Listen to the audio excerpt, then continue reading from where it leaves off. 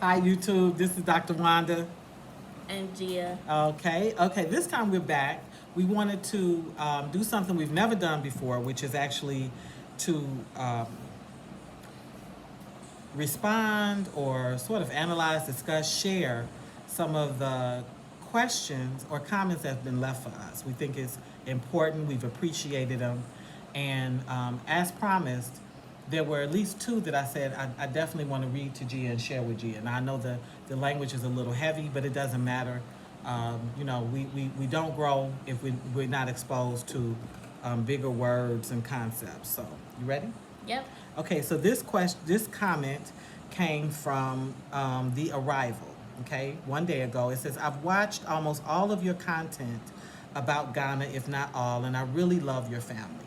I have never commented, but I feel extremely sorry for the situation and anticipate trouble ahead. However, for the sake of respecting boundaries and the fact that this is a public platform, I will keep mute concerning the strong and well informed opinions I have on some of the issues you have raised. What I will say, though, is that not all Ghanaians believe in hitting children is the answer for everything. In fact, there are many Ghanaians who are against this line of thinking. This is why I was very alarmed when I heard you say you gave the teachers permission to cane Gia. Let me tell you why. The excessive caning in schools and even out of school for everything is part of the colonial legacy in Africa.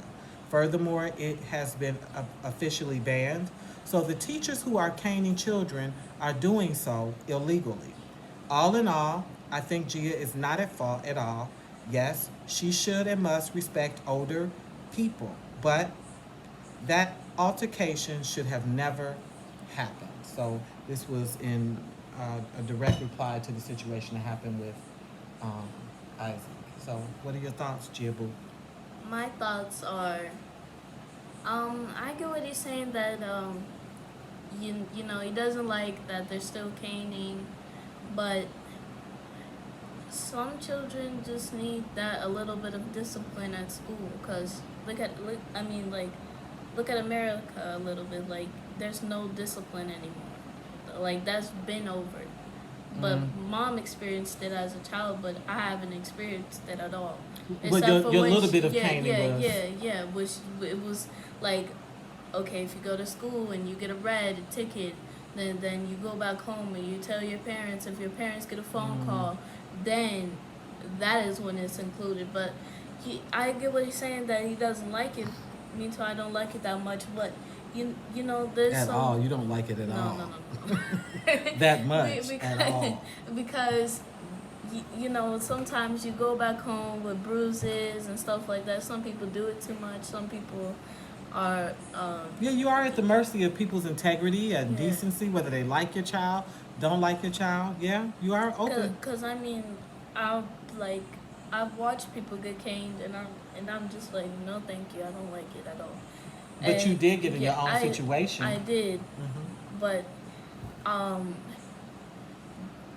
just the whole caning situation it just seems. Did you understand why I said that the teachers could cane you? Did you understand why I opened that up as a possibility Yes. for how they managed you? What was your thinking? What did you think when you heard me say that? I was thinking that you were just like um, looking back about how my behavior was before, and like how you watch these children get caned, but it's almost like a little white girl. Like you're in the full class with children, black children, but you're the odd one out that doesn't get caned at all. But Okay. you watch them get caned, and you're just sitting over there eating lollipops, singing songs, and they're getting caned and crying. Okay. So that's why I thought you told them that they should cane me. But I Well, was also thinking that I didn't want to be part of anything. I want to just sit at home and watch funny movies and stuff, and you know, uh, what instead of being you wanted to be sent home? Yes. Oh, Lord. I don't want to You be know, I don't caned. believe in time out of school. I don't believe any of that expel, expulsion, kick out. That's like the biggest way that children fail, is that they're misbehaving, and the answer is put them out of school. So now you're at home, you're a problem at home. The problem that started in school is not solved. You're losing time for academics, which is going to set you back. Anytime children are set back, when they start failing, you get more bad behavior. You, Damn. you get more bad behavior because they really. Yeah, but I just didn't want to be part about any caning. I just wanted to Okay. just sit in the class and, watch the teaching, write down on the notes and stuff. I didn't want to be part of the caning. Okay. Well, this let me. I did respond to to the what is it? The arrival? Yeah, the arrival. I did respond to him. Some of your feeling is true. Some of it, I completely understand his concern with me, his shock with me. But I'm gonna share with you all what I said, and then because Gia hasn't even heard it, and then we'll talk from there. Okay. I respect your wisdom on this issue, which continues to be controversial. You can tell by Gia's overall demeanor that she is a very loved, and that I or we as a family have spent far more time talking to her and negotiating with her in an effort to spare the rod. With that noted, your point about the legacy of colonialism is one that I completely understand. I am, after all, a stolen African, the descendant of the slave. Everything with America is over punishment and brutal as it applies to blacks. I gave the teachers permission to cane Gia for two reasons. One, it was a message to her to behave. You are not better than these children. Two, it was to remind the school not to pet her. She's not some American jewel. She's a child who needs love, logic, and correction. We were, and sometimes even now, are seen as white. And get that, and I get that we're not Ghanaians, but we're not white. The way whites treat, the way whites are treated here are like gods. I want my daughter to know that she's amongst family. No matter what she sees, remember to be humble and kind. Final note. Schools in the U.S. used to allow corporal punishment. I grew up with it. What I learned was don't do the things that gets you paddled. I want Gia to develop the same level of reasoning. In the U.S., our youth are out of control. Parents are often stripped of their children for discipline, some fairly, most not. So we continue to weigh the risks and rewards of it. I appreciate your insight. Please know that. And I will read your thoughts to Gia and get her response. Peace and progress with your day. So that's what I had to say about that. I didn't want you to be petted. Oh, we have a little visitor in the classroom. Yes, she's not following the rules and she's acting out, but she's not going to get even a third of what you would get if you did the same bad behavior. I didn't want that. And then the other thing is, I have a concept about children that even speaks to my own behavior. Out of sight, out of mind. When children think the parent is out of sight, the behaviors that they will do is out of mind. Like we had parents in America come and tell us, I know little Ricky didn't do that. I know Bobby Jack didn't do that. No, honey, little Ricky and Bobby Jack did that and more because you weren't present. Yes, when you're present, you have great force. But when you're not around, it's all this extra behavior and things that they do, things that they say, ways that they respond to adults that is absolutely shocking because it's out of order for how they're being raised in the household. So after years of teaching in public education, which I did 17 years, high school, in the inner city, we're talking drug infested, grandma babies, parents revolving in and out of the penal system. Yeah, with just all the challenges that students have, I've known that to be true. That out of sight, out of mind formula kicks in real quick when kids are in a different climate and culture. So that was part of the reason why I said, hey, listen, if my daughter gets out of order, whatever is the the punishment of the day, you are welcome to implement that as well. Now, we are well aware that what's given to the average Ghanaian kid is not going to be given to her as an American. Have you experienced that? Do you get treated the way that most of the Ghanaian children get treated, whether you're right or wrong? Yeah. You- Like, yeah. Uh, like, like a little bit. Like, you know, mostly. Mostly. Yes. See that mostly? That mostly, for my daughter's personality, can be a negative. No, but sometimes you saying right or wrong. I'm saying right or wrong. If you're doing something wrong, do you get the same treatment as the average Ghanaian child? Yes. Okay, if you're doing something right, do you get the same treatment? Yes. Okay, so then why was you bothered by Isaac's response to you? Because what he gave you is what he would give any Ghanaian child. I was disturbed about what he said because, I mean, I don't clean that much. Even when I'm with my cousin Susie. Really? But you know what? You don't clean that much because when you were sister mom, because she's lowering the standard for you. No, but she tells me I can wash, I can sweep, I can go Do she take tell out the trash. Do she tell Priscilla that? She tells Priscilla that. Does she lower the standard for Priscilla? Not that much. Okay.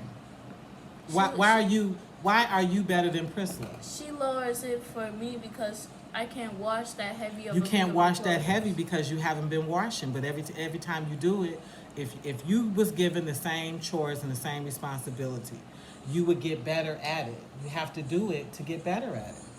Instead, what they did was they lowered the standard. The expectation for you is different than it is for Priscilla. Is that true or not? It's true. Okay. You said, okay, Priscilla's expected to get up before school, clean, cook, do these things. Are you expected to do that? No. Okay. Then you had the issue of waking up. We had a period with Gia where she was getting a sister mom late to work. Why was she getting late to work? Because I didn't sleep early. And I just didn't want to wake up at all. Gia didn't want to wake up at all. And she has always been a polar bear. She's always been a polar bear. She always in a brown bear. She's always in slumber. Okay, so I know that about her. I told the sister mom about her. But schools here get up extra early for kids to get to school. Okay, so they would encourage Gia, go to sleep. But Gia would resist. She wouldn't go to sleep, and then she couldn't get up. You have to wake up at least around like 3 or like 2 in the morning. Some children, they wake up at 2 or 1 in the morning to get dressed, wash their uniform a little bit, get rid of some of the stains. Do you do that? No, but I had a period where I woke up around like 3 or 4 because they would see 5 or 7 or 6. You're late. You're late. See how they already lowered the standard? Everybody get up. The way I was raised, my brothers got up, I had to get up. Everybody did the same thing. You wasn't special because you had pigtails. Everybody get up. And I'm stronger and better for it, okay? So, yes, could I do the same thing my older brothers could do in terms of carrying things? No. And my mother gauged that. Schools gauged that. But to lower the standard, they're already making her special. She's just a child. And I tell them all the time, any specialness that she has, just love on her. Love on her, encourage her. But no, she's not special. She's a child here in Ghana amongst other children. What you serve them, you serve her. They eat kenke, you eat kenke, right? Yeah. They eat fufu, you eat fufu, right? Okay, why do you get to sleep longer? So Sister Mom pinched her. What happened when Sister Mom pinched you finally? I just kept on doing what I was doing. See? And people who don't know, do you know that you can be a bit of a defiant spirit? Me? Yes. No. So you're easygoing, Gia. Sometimes. Well, now, as you've matured, Yeah. right? But before, when I was like 9 or 8, I was just the worst thing there. A little bit. Okay, I locked it. A lot. I was going to say horrible sometimes. Okay, so what happens is that Gia can be a little bit of a behavior opportunist. You know, like people are being extra nice, and then she'll take advantage of that. Is that true or not? It's true. Yeah, and so she's, this is not a new issue. This is an old issue that we've loved her through, worked through with her, and she's grown like tremendously. But is it in you?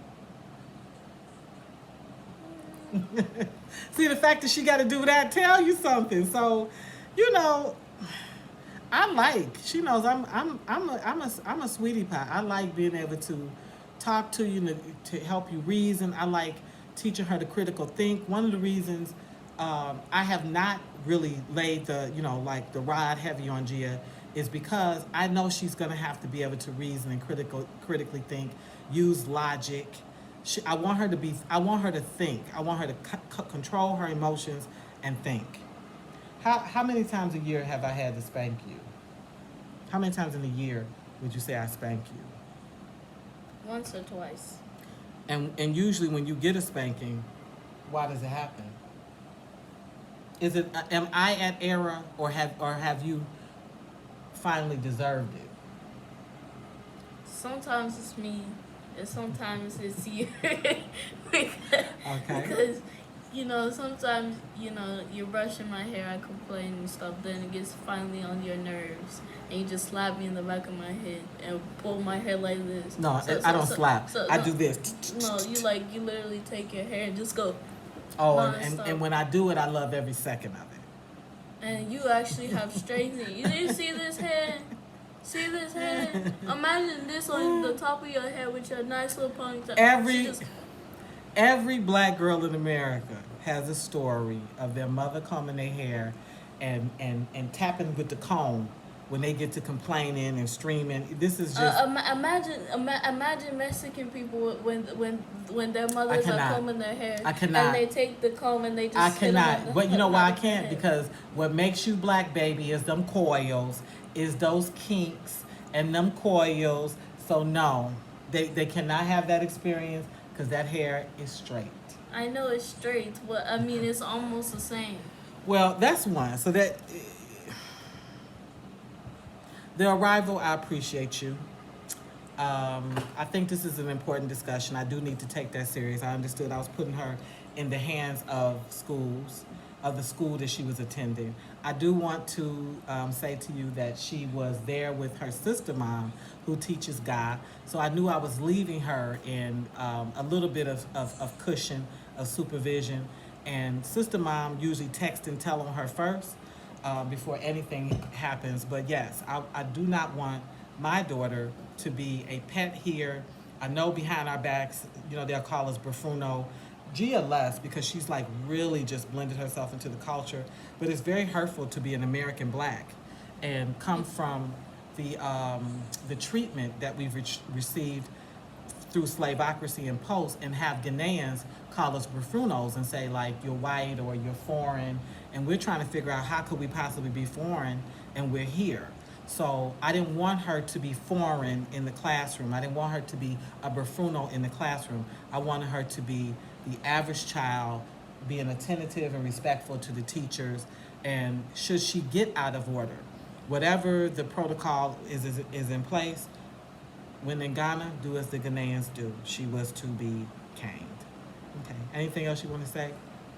Yeah, but I've never been called white in my entire life here in Ghana, and it's almost embarrassing to be called white and you're black because I've been called that. I know that because and it's embarrassing because we look exactly like what do you see? I was in Lilonia and the kids start screaming and running, Bruno, and Isaac thought it was funny, and it was like heartbreaking for me. It was very painful for me. And as much as I explained to him, I said, listen, I can be green, gray, purple, brown. I can't be white. No. Because in America, we're set aside and ostracized, and that's the one thing they always let us know is that we're not white. So, they've tried to explain to me what that is, but none of it soothes, none of it.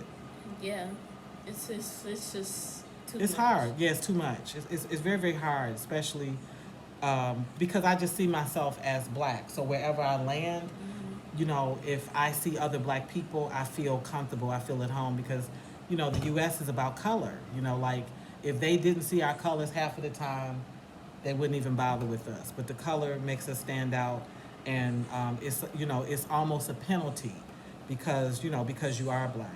Yeah. Okay. Yeah. Well, this was a nice discussion, Mom. Okay. Um, well, Oh, one more. okay. Sorry, baby. This one was odd to me. This one came from something called tracking the market. And so what this person said was, are you going to show us the dirty, he said, are you going to show us the dirty streets too? Or are you going to pretend everything is all good and perfect over there? What's your response?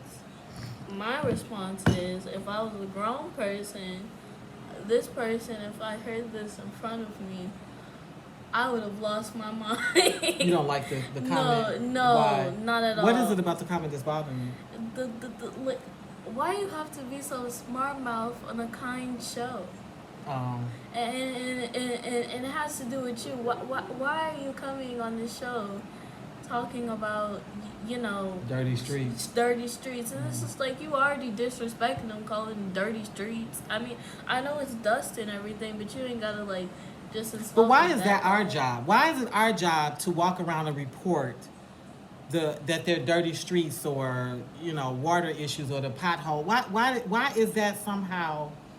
Our problem. It's I mean you know you find love where you're looking for it. You know love is where you find it. Friendship is where you find it. You make the best of your environment. You know, And we're not complainers. We're not and that's complainers. the bottom We love line. it. We love it.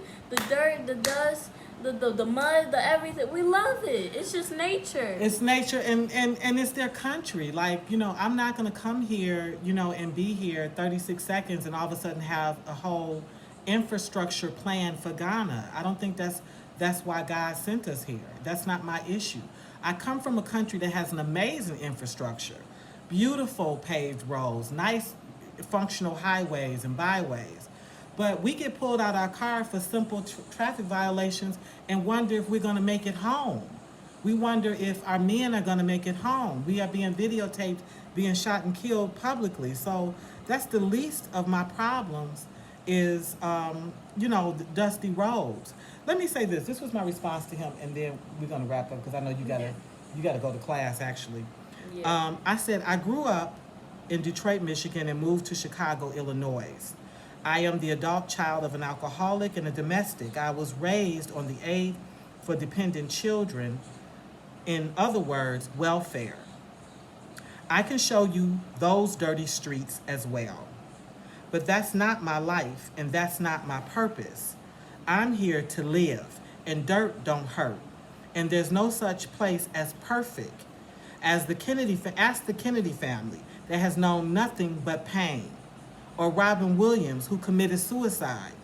Our environments matter, but they are not everything. People over things. Poverty isn't a crime. It is instead man-made and evil. I can't fix their dirty roads, so I don't complain about them. That's fair? It's fair a lot. It's fair. We can show you dirty roads in the U.S. Whole communities that have been vacated, where they that whole housing market collapse caused people to lose their homes, and the houses are sitting there rotten, and they won't let people move into the homes. We can show you homelessness under viaducts, where people are under those viaducts. They sleep there, they eat there, they urinate, they boo-boo there. We can show you the same levels of just, you know, deprivation, sadness, loss of hope in the U.S. And it's, in fact, my son just moved to California, and I went out there for his wedding, and I was shocked to see the level of homelessness in L.A., in Los Angeles, where people are making movies, and they're actually defecating in the parks there, to the point that they're now talking about it's so bad, they're worried about the bubonic plague coming back. These issues are not limited to Ghana. these are man-made issues. There are certain people who have a lot of resource and manpower who are hoarding it, and other people who have less are suffering. And some of us, we lose so much hope that we just kind of wallow in it. So I'm not here as the reporter of all dark deeds and crimes. I'm here as the light. I come and extend my right hand in friendship, and those who grasp back, we walk forward and journey together in peace and friendship. And what we can fix, what we can solve, Gia and I work diligently to help people do that. And what we can't, we hand it over to the next person, because we know that there are more people that's going to fight for things than us. We're not gods in that respect, okay? So This one of our longest interviews. it is long. Sorry, you all, but we're signing off. Yeah, this was a nice discussion. I Thank hope you. we look forward to a next one, and we'll see what the next one is gonna be like. Yeah. Bye bye.